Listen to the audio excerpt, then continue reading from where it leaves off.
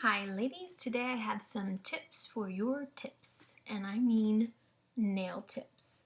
A couple of you have asked me for some tips on keeping your nails from lifting at the tips, and I have a couple things I'd like to share with you guys. If you're really hard on your jams, like you're doing a lot with your fingernails, you're using them as tools, you might get some lifting. I'll be honest, like it happens to me occasionally, probably around day 8 or so. If I haven't changed my jams by then, I'll notice a little bit of lifting, and it's no big deal. It's a real easy fix. So here are a couple tips to help with that. One tip is called the baggy method, and a lot of women use this when they first apply their jams as well. I can do a whole separate video on that if you're interested. It's a great method if you have really curved nails, and I'll tell you why here in just a little bit. But what you'll need is your mini heater or your hair dryer and a plastic baggie. This is just a little sandwich baggie from my kitchen. What you'll do is you will take your baggie and just wrap it around your nail really tight. And I kind of just twist it there, and you'll see it's very tight on my nail. So once you put it in front of the heat, it's going to give it a good even seal all over. And it gets really hot under the plastic baggie, so just be very careful. Don't burn yourself. So I leave it over there for just a few seconds till it's kind of too hot to handle anymore, and then I just take my baggie off, and then I apply pressure at the tips where I'm having lifting or whatever. This is also good if you have any bubbles or puckers around the edges of your wraps. Why it's so good for curvy nails, sometimes it's hard to lay a flat wrap on a curved nail really well. You'll notice you might get a little bit of bubbling and puckering at the side. This just makes everything even.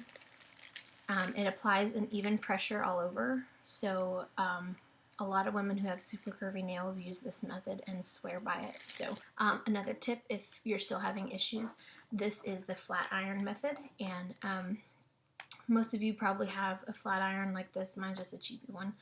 At home, if not, you could probably use your curling iron, or you can use an iron that you iron your clothes with.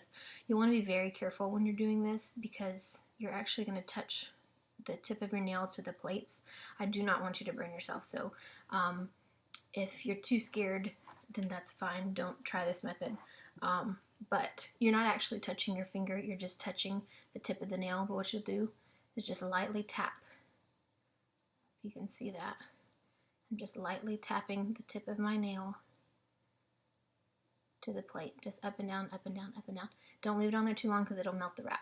It's just a tiny touch. And this isn't on anymore. I actually turned it on to low and then just left it on for about a minute and then turned it off. So it's on its way cooling down, so it's not very hot.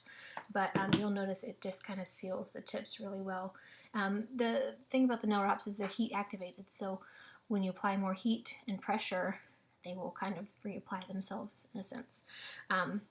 Another thing you can do with the flat iron is if you have like one of these little spoon pusher things, this comes in like a little cheapy nail file kit, or you can use tweezers, but you would just hold that metal part to your flat iron till it's nice and warm, and then you can use that to press down the tips. It's really easy. So just go over it with some pressure. You're kind of just ironing it down.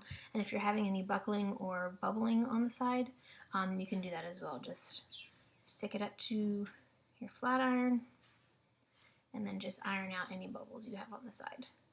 Really easy to do. One last thing that I do sometimes if I'm in a hurry and I don't have time to do that, I'll just take my nail file, and if I have like some tips that are kind of lifting, I'll go over like at a 45-degree angle and just kind of file off that extra wrap. You might expose a little bit of the tip of your nail, but really that's only noticeable to you. No one else is going to see that.